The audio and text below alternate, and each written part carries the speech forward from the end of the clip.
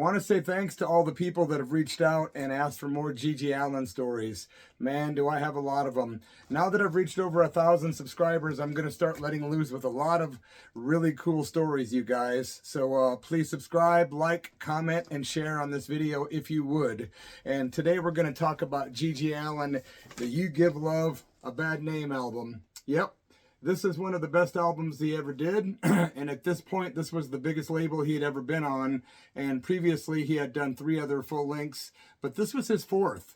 And at this point in time, GG and I had been hanging out and talking, and we'd been friends since 1983. For 2 years, we corresponded via, talking on the phone weekly, pay phones back in the old days. We wrote lots of letters because GG was very proficient in writing letters. He liked to write very often, and he would call regularly. Sometimes I would let him call collect.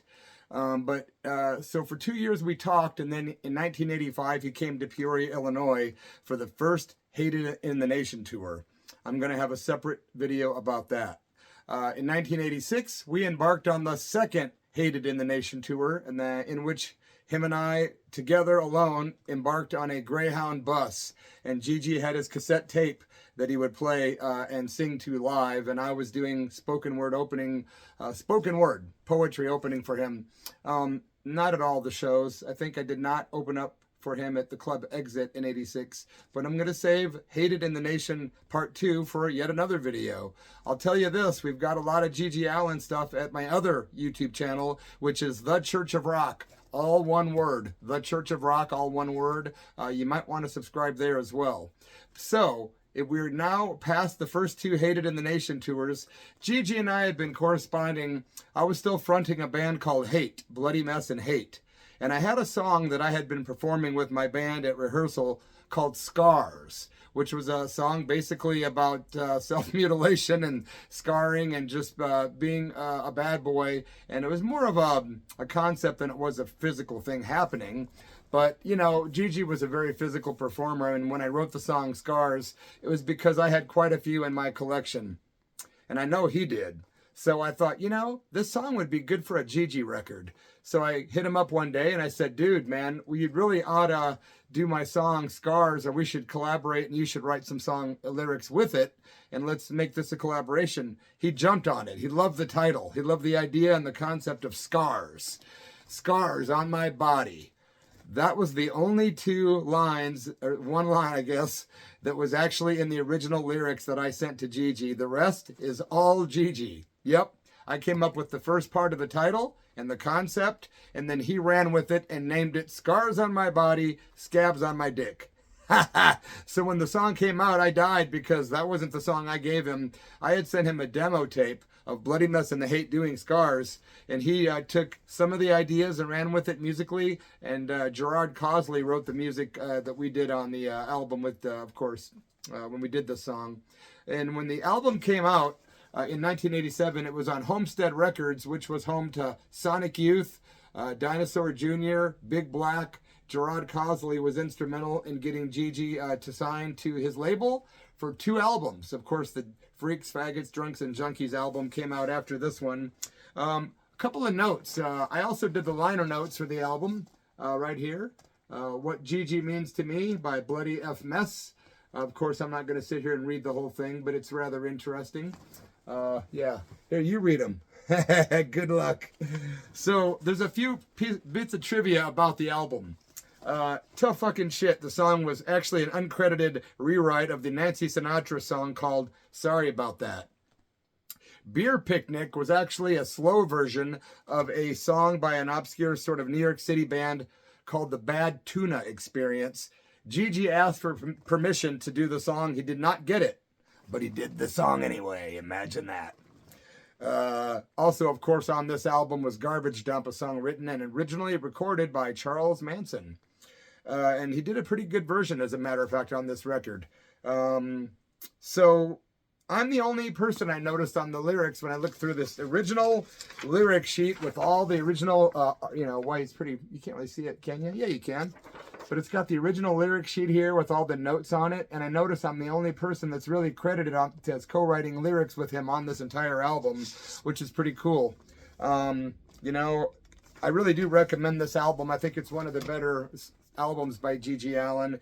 When he asked me to write the liner notes, I was pretty honored because he had a lot of faithful friends out there, a lot of people that backed him up, like Michael Board, who had released Hated in the Nation, the Roar cassette tape, which, by the way, from what I've heard, is the only GG album still in print and has never been out of print. Nope. It's called Hated in the Nation, and if you get that one, it says right in the credits, title inspired by Bloody F Mess, because Michael Board was looking for a title for that particular album, and Michael and I were talking, and I suggested, why not call it Hated in the Nation? That's what we've been calling the tours, so he ran with it, and that's why it was called Hated in the Nation. The first album by the GG was The Jabbers, of course. Always Is, Was, and Always Shall Be.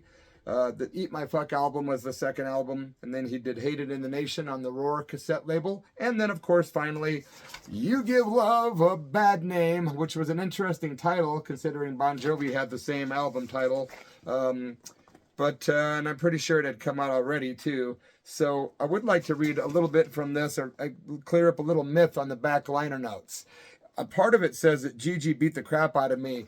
Here's the story behind that.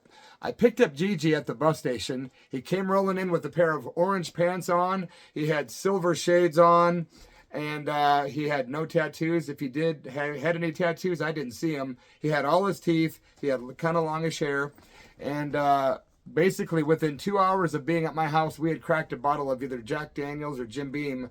I think it was Jim Beam. And I don't know what else we did, but we drank a lot of whiskey, and next thing you know, we were playing music real loud.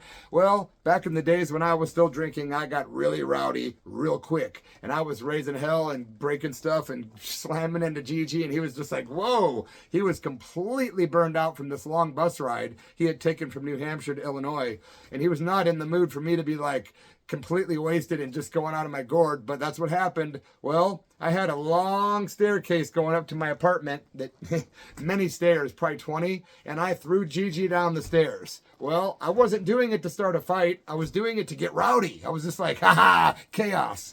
Well, GG comes running up the stairs, fist flying. He's like punching me. I'm like, going, ah, dude. I'm like, I'm just playing. I'm not trying to fight. And then it was like a cartoon. He slowly stopped punching. He's like, oh, I thought you were trying to start shit. I go, no, man. I was getting rowdy, fucker. Man. And he goes, oh, okay, man, it's cool. Don't ever throw me down the stairs again. I go, sorry, bro. But it was an intense moment, man. So when these liner notes were written, GG changed a few things in there. There's a few things that I did not write in these liner notes, but most of it I did. But he did take the artistic right to change whatever he wanted. It was his album, but he did not indeed beat the crap out of me, but he definitely came up swinging, and he definitely got some blows in. So I just had to clear up that misconception. But other than that, yeah, man, great record. GG Allin on the Holy Man, which is one of his best, if you ask me. I think I prefer this one better than the second Homestead album, to be honest. I know a lot of people disagree, but yeah, it was cool that I got a chance to write these liner notes, and those days were very intense. I've got so many GG stories coming really, really soon. I'm going to talk about the first Hated tour, the second Hated tour. I'm going to talk about GG coming to my house in 1989 and recording with me, and us going to like porn shops and all the weird stuff that happened, and us getting picked up by an undercover cop. All these stories are going to come, and I'm going to tell you about recording with the man too. Those recordings have been released, of course, on Black and Blue Records on the album called GG Allin, The Bloody Years. And I remember one time, and no offense, Merle, honestly, I'm not taking a jab. One time I saw an interview with Merle Allen, and he said, more like The Bloody Minute. That was a good one. I really thought that was funny, honestly. By the way, hey, Merle, how's it going, man? So yeah, my friends, I'm going to wrap this up. Subscribe, like, comment, and share. And yeah, man, I'll be back very, very soon with another tale from the underworld.